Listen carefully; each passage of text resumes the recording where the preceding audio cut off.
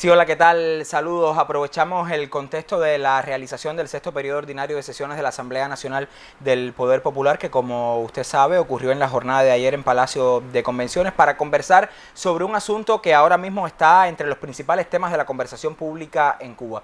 Me refiero ya a la puesta en vigor de las medidas que implementan el mercado cambiario de divisas en nuestro país, tal cual fue anunciado en la noche del miércoles por la ministra presidenta del Banco Central de Cuba en una comparecencia especial que realizara por los medios de comunicación de nuestro país. Hay muchas interrogantes, hay algunas dudas, hay preocupaciones de la población, lógicas, porque estamos hablando de un asunto novedoso en el contexto económico cubano, pero para hablar un poco sobre ellas, al menos las que nos han llegado a través de las redes sociales, y obtener un poco más de claridad, voy a conversar con una de las personas que quizás más conocen el país del tema, porque ha intervenido también en la conducción de estos asuntos y por la responsabilidad que tiene en el Banco Central de Cuba. Estoy hablando del diputado y también funcionario del Banco Central, Ian Pedro Carbonell Carel, director de políticas macroeconómicas del Banco Central de Cuba. Gracias por acompañarnos en este intercambio con la Televisión Nacional. El gusto es mío, gracias. Bueno, vamos a conversar primeramente, Ian, sobre cómo llegamos a este momento. O sea, se había hablado mucho del mercado cambiario, de la importancia de tener un mercado cambiario que estuviera atemperado a las condiciones actuales de la economía cubana, pero ¿por qué llegamos en este momento y cómo es que se llega a este momento? Bueno, es importante, es decir, desde hace mucho tiempo uno de los principales problemas que estaban diagnosticados en la economía cubana es la inconvertibilidad del peso cubano, es decir, la inconvertibilidad de la moneda nacional. El hecho de que no exista un mercado cambiario oficial donde los agentes económicos, las personas naturales puedan ir con sus pesos cubanos a acceder a la divisa y puedan ir con sus divisas también a acceder a pesos cubanos. Entonces, realmente dentro de los elementos principales del programa de estabilización macroeconómica y también del programa de gobierno estaba previsto, ¿no?, la realización de transformaciones cambiarias, que es un concepto incluso más amplio, ¿no?, que establecer un mercado cambiario funcional. Y estas son transformaciones cambiarias que lo que deben conducir es a recuperar como meta final estratégica la convertibilidad del peso cubano y también trabajar la economía con una sola tasa de cambio. Es decir, ese objetivo de unificación cambiaria son de los objetivos estratégicos que persigue este proceso. Proceso que se está iniciando ahora, pero que bueno, que lleva un camino de consolidación para poder ir llevando, ¿no?, las diferencias cambiarias que hoy tenemos en la economía hacia una única tasa de cambio. Ahora, tú me hablas de una única tasa de cambio, sin embargo, cuando observábamos la intervención de la ministra presidenta del banco, nos hablaba de 3 segmentos y uno está infiriendo que hay 3 tipos de cambio, digamos. Y hay un segmento 1, un segmento 2 y un segmento 3. A mí me gustaría que, y a partir de las propias interrogantes que tiene la población, conocer estos segmentos, qué son y quiénes operan en estos segmentos, para tener un poco de claridad en cómo ubicar a cada uno de los actores económicos, cómo ubicarse uno como población en cada uno de ellos. Exactamente, es así, como bien dijo la ministra presidente, ir de golpe de ¿no?, a una unificación cambiaria tendría implicaciones nefastas, ¿no?, sobre nuestra economía, sobre todo porque nuestra economía socialista es un modelo que tiene muchos elementos sociales que debemos preservar, debemos proteger. Entonces aquí no se trata de hacer terapias de choque ni mover el tipo de cambio hacia un único lugar y que todos los precios se ajusten y las personas, bueno, que queden ahí abandonadas, ¿no? La idea es tener un enfoque gradual. Y para tener ese enfoque gradual es necesario iniciar con estos 3 segmentos, iniciar con 3 tasas de cambio oficiales para ir conduciendo ese proceso de convergencia que nos lleve entonces a una tasa de cambio única y también a la convertibilidad plena del peso cubano. ¿Quiénes están en estos segmentos? En el 1, por ejemplo, el 1 por 24, ¿quiénes operan hoy en ese lugar? Bueno, en este segmento 1 están las entidades que ya hoy operan a 1 por 24. Es decir, aquí hay entidades estatales, aquí hay entidades también de múltiples modalidades que son personas jurídicas que operan hoy ya a la tasa 1 por 24 y que en esta nueva concepción están en el segmento 1.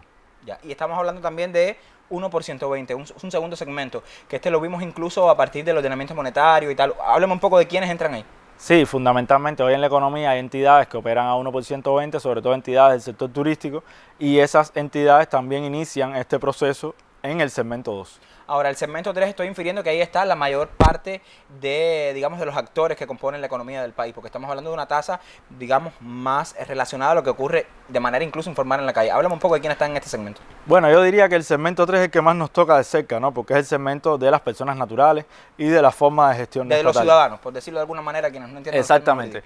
pero realmente el grueso de la actividad económica se sigue concentrando en el 1 y en el 2, que es donde están principalmente el sector exportador, las entidades estatales, la inversión extranjera. Es decir, hay múltiples entidades que hoy están en esos segmentos unidos, pero realmente el 3 es el que más incidencia tiene sobre nosotros, ¿no? Sobre las personas naturales y también la forma de gestión estatal, que ahí están los TCP, las MIPYMES no estatales, también están las cooperativas no agropecuarias, los creadores, los comunicadores, los artistas, es decir, hay múltiples formas, ¿no?, de personas naturales que ejercen una actividad económica que también operan en ese segmento 3. Vamos un poco a ilustrarlo. Estoy pensando, por ejemplo, un viajero, un turista que llega a Cuba, viene con moneda dura, viene con dólares, viene con euros. ¿Cómo se convierte esto? O sea, en el segmento 3, estoy pensando en la tasa que está en el segmento 3. Efectivamente, esa persona se puede presentar en la ventanilla de cualquier casa de cambio, cualquier sucursal bancaria y mirando, ¿no?, el tipo de cambio que esté vigente para ese día, porque bueno, una de las características de este nuevo segmento 3 que se está creando es que tiene un régimen de flotación administrada y por tanto ese régimen de flotación da la posibilidad de que la tasa de cambio pueda variar todos los días. Pero eso siempre es informado en las tablillas de esas oficinas y cuando él va con esa divisa puede cambiar a la tasa de cambio que esté vigente en ese momento, ¿no? Ahora, un ciudadano que de alguna manera vino algún familiar del exterior o cubanos residentes en el exterior que están de visita en Cuba y quieran cambiar sus dólares, sus euros, sus dólares canadienses, lo quiere hacer, por ejemplo, en una cadeca. ¿Cómo funciona en ese caso? Pues nada, va a la cadeca, va con esa divisa y la puede cambiar por moneda nacional, el tipo de cambio que esté vigente en ese momento. También hay personas que reciben, por ejemplo, remesas, transferencias del exterior. Si la persona que ordena esa remesa en el exterior pone como destino la cuenta en CUP de la persona, también el mercado cambiario hace la operación automáticamente y le llegan ahí la cantidad de pesos cubanos equivalente por el tipo de cambio del segmento 3. A ver, yo he estado al tanto en la madrugada del tema de cómo el banco actualiza la tasa de cambio, sin embargo vemos unos números que coloca el Banco Central de Cuba en su página. Sin embargo, cuando reviso las redes de Cadeca veo que los números, quizás hay otros números, el Banco Metropolitano tiene otro número.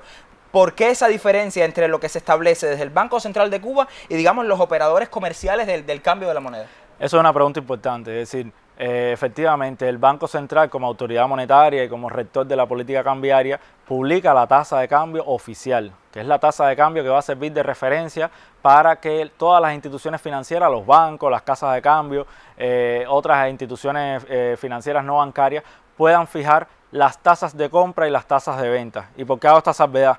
Porque esas tasas de compra y tasas de venta tienen implícito un margen comercial sobre la tasa de cambio que publica el Banco Central. Estos márgenes comerciales, esto es una práctica universal, sirven para cubrir los costos de operación, los riesgos operativos, los riesgos por diferencia de tipo de cambio, sobre todo cuando hay un régimen de flotación, también cualquier tipo de costos en el manejo y transportación de efectivo. Es decir, son unos márgenes comerciales que permiten que la actividad que hacen estas instituciones sea sostenible y por tanto no quede como pérdida de la institución. Ahora, nosotros en Cuba se ha trabajado mucho con el tema de la bancarización y esto es un tema en el que se ha avanzado, pero también hay mucha reticencia de la gente. Y yo me pregunto, por ejemplo, tengo unos 50 dólares y voy a Cadeca, yo ese dinero en moneda nacional lo quiero en efectivo, yo no quiero eso en transferencia. ¿Cuál es la obligación de las entidades? ¿Qué hacer en ese sentido?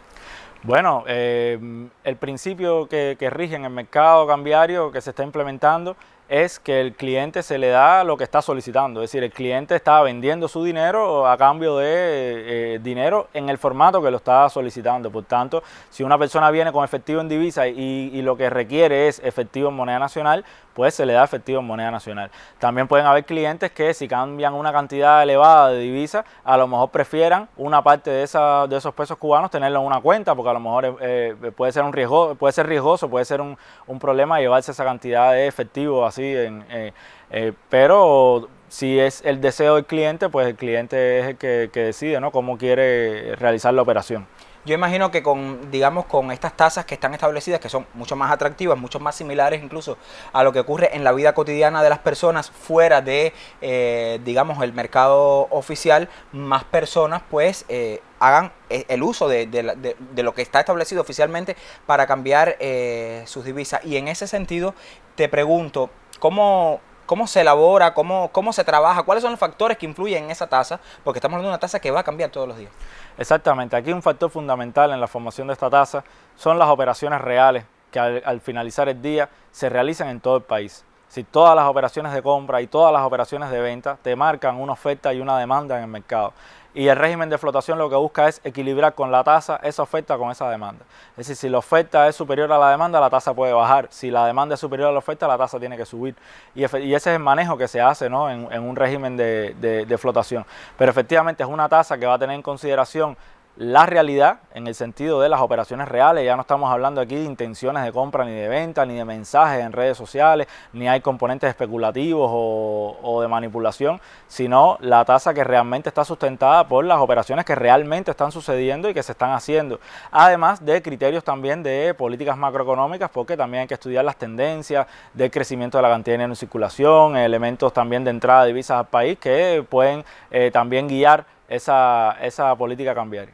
Ahora, eso es comprensible en cuanto al tema de la venta, pero desde que incluso se dieron modestos pasos en el tema de lograr un mercado cambiario y que la aplicación TIC vino a ordenar de alguna manera el acceso a las divisas, pero sigue siendo un dolor de cabeza adquirir divisas en Cadeca. Uno puede estar, bueno, yo mismo estoy hace más de un año creo que puesto en alguna que otra Cadeca y eso no llega porque infiero que es que no hay divisas para vender.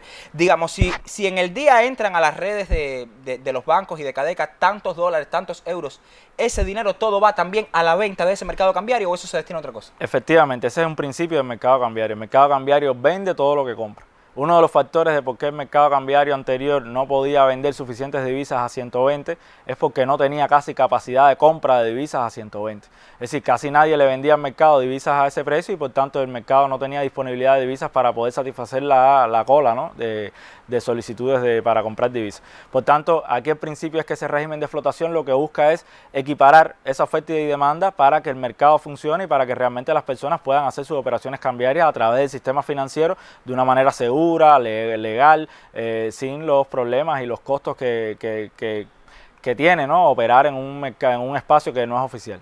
Giancarlo, antes de concluir, hemos visto muchas cosas en redes sociales, comentarios, hay dudas, quizás estas no son todas las que tiene la población, pero ciudadano cubano residente en Cuba, en el exterior, un extranjero que vaya a venir a Cuba, ¿cómo puede de alguna manera obtener toda la información o aclarar sus dudas en cuanto a estos asuntos?